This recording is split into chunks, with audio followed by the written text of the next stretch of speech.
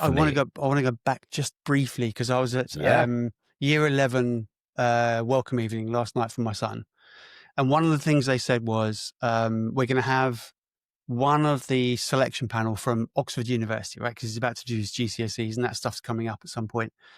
We're going to have Oxford University guy there, and he's going to talk about the selection process. And he said more and more and more now they're looking beyond someone who's got like straight nines, and they're talking about what else do you do? What's your extracurricular Yes. thing? You know, what sport do you do? What music do you do? What charities do you get involved with? And all of that more general stuff is becoming much, much more important than just straightforward hard results. It really is. And if anything, we have really hammered home, I think, a really difficult point for young people in that space right now is that, it would have been mentioned a million times before, but degrees used to be a difficult thing to achieve, and they weren't the necessary norm. Now everybody has one. So to your exact point, you've played it, and I can understand the sheer level of frustration from people going through that right now. Is that I've done what I was told, I stayed in my lane, and I excelled in my lane, and now you're telling me that I should have done more, which I think is just unbelievably shocking and terrible. It's a real shame because people work so hard, and sometimes even those top end grades, they're asking you for more. So this is why I think a talk like this today is really important, because that is the only way you stand out now. You've worked hard, you are exceptional, you've got those grades, but they're looking for you. The grades are just grades. They're looking for you. What do you do? The good organizer. I run my local charities food hall. Genuinely just plucking stuff out of the air now. And I'm just, it really does actually floor me a little bit. I feel lucky for what I've gone and done.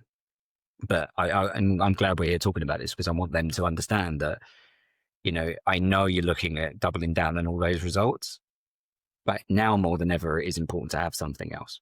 And that could just be a hobby, right? I'm not going to say you have to go and run out and spend hours upon hours in the charity, but have a bit of that generalist aspect, because they can see that you're good in one field. What have you got in the next? Going back to Who are you, really, isn't it? Who are you? Who are you?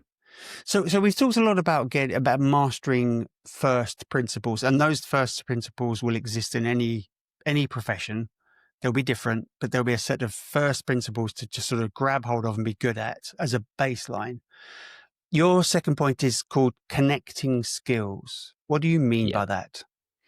Yeah, so I think, and actually this comes back to ensuring that we're not treating or demonizing the specialism. So we're in a space and we do a particular thing. So if I take software development, right? Everyone's aware, everyone's been told you have to do it at some point. So software development, what does that really mean? But how many complementary skills are there in and around software development?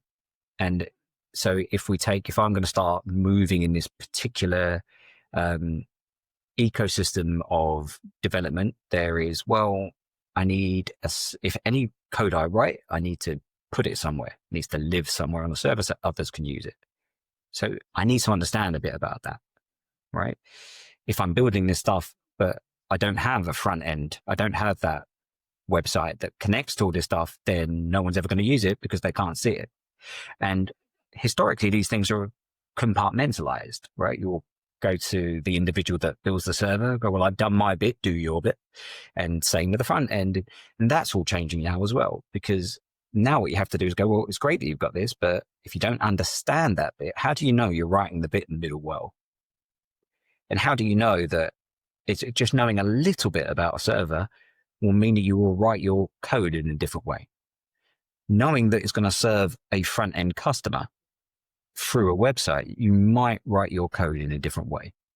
If you're writing front end stuff, you need to know what your customer likes, because you can't just write the front of a shop window without knowing, are we even going to get a customer and what would make them come in?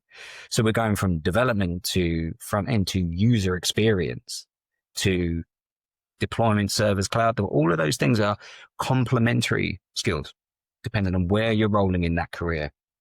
If I turned around and just all of, sorry.